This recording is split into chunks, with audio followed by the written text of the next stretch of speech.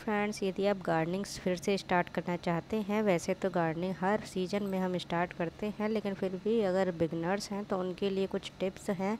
जैसे कि उनके पास मिट्टी नहीं होती है तो मिट्टी से पॉट भरने हैं। सबसे पहले तो नंबर आता है पॉट भरने का।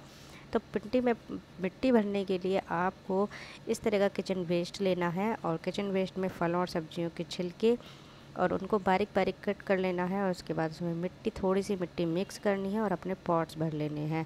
और आप चाहे तो उसे ढक कर रखिए। यदि आप उसको उघड़ा रखते हैं तो उसमें जब वो ड्राई हो जाएगा तो उसमें वाटरिंग करनी पड़ेगी, लेकिन आप उसे ढक कर रखेंगे तो ज़्यादा बेटर होगा।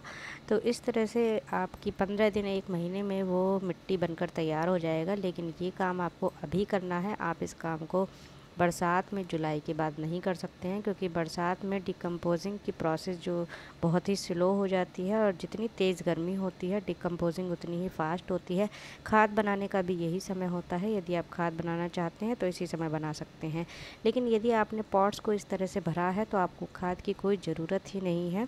ये ऑलरेडी खाद का काम करता है। जब हम इसमें बीज लगाएंगे या पौधा लगाएंगे तो वो ऑलरेडी इसमें खाद इस तरह से हो जाती है कि प्लांट आपके बहुत ही अच्छे चलेंगे। क्योंकि लास्ट ईयर मैंने भी यही काम किया था और जब मैंने उसमें सीडलिंग की थी तो मेरे प्लांट्स की ग्रोथ इतनी अच्छी थी कि अनबिलीवेबल, जो कि आज तक नहीं हो पाई है। लेकिन इस समय मेरे पास इतनी मिट्टी हो चुकी है कि ज़रूरत ही नहीं है ये सब करने की, तो अलग से मैं खाद बनाती हूँ। तो अब बारी आती है सीड्स कलेक्ट करने की। तो ये कुछ सीड्स मैंने कलेक्ट किए हैं, कड़ी पत्ता के, गेंदे के हैं, कुछ ये सनफ्लावर सीड्स हैं जो कि देखने में उसके जैसे लगते हैं, नाम कुछ और है। और गोल्डन शावर ट्री के भी सीड्स मैंने लिए हैं। बड़े पॉट में मैं लगाऊंगी इनको। तो इस तरह से और भी काफ़ी सारे हैं। कड़ी पत्ता के सीड्स हैं, कड़ी पत्ता के भी हैं, और ये अपराजिता के सीड्स हैं, और बेलपत्र के, खरबूजे के सीड्स भी कलेक्ट किए थे मैंने, लेकिन मैं उसको लगाना भूल गई। लेकिन एक चीज़ है जो कि इस मौसम में सभी प्लांट्स पर ज़्यादातर सीड्स बन रहे हैं, इस चीज़ पर नज़र रखिए। ये कोचिया के सीड्स मैंने पहले लगाए थे लेकिन अभी भी बचे हैं, तो उसको दोबारा लगाएंगे। और एक कॉमन सी बात ये है कि किसी भी प्लांट के सीड्स को आप ग्रीन नहीं कलेक्ट करेंगे। जब वो ब्राउन हो जाएंगे, ब्लैक हो जाएंगे, तभी आपको वो कलेक्ट करने हैं और वो ही ग्रो होते हैं।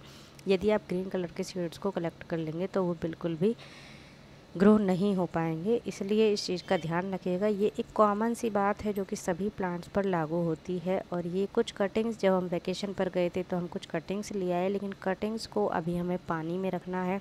पानी में जब उसकी रूटिंग हो जाएगी उसके बाद हम उसको शिफ्ट करेंगे बरसात में, यानी 1 महीने के बाद जब इसमें काफ़ी अच्छी रूटिंग हो जाएगी तब हम इनको मिट्टी में शिफ्ट करेंगे।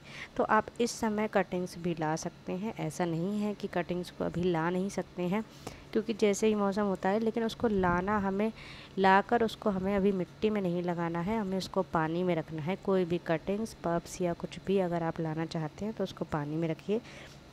पानी में देखिए रूटिंग कितनी फास्ट हुई है। तीसरे चौथे दिन इसमें रूटिंग स्टार्ट हो गई थी। मैं आप कटिंग्स भी ला सकते हैं, लेकिन उसको लाकर पानी में लगाना है, इस बात का ध्यान रखिएगा। लेकिन ना चाहते हुए भी हमने कुछ प्लांट्स खरीद लिए, लेकिन इनको रिपॉट हमें 1 महीने बाद करना है, जब थोड़ी बरसात स्टार्ट हो जाएगी। तो इन तैयारियों को आप कर लीजिए। चलिए, हैप्पी गार्डनिंग। तैयारियां करिए, चैनल को सब्सक्राइब करिए ताकि आगे के अपडेट्स भी आपको पहुंचती रहें, तो जो जो काम मैं करती हूँ।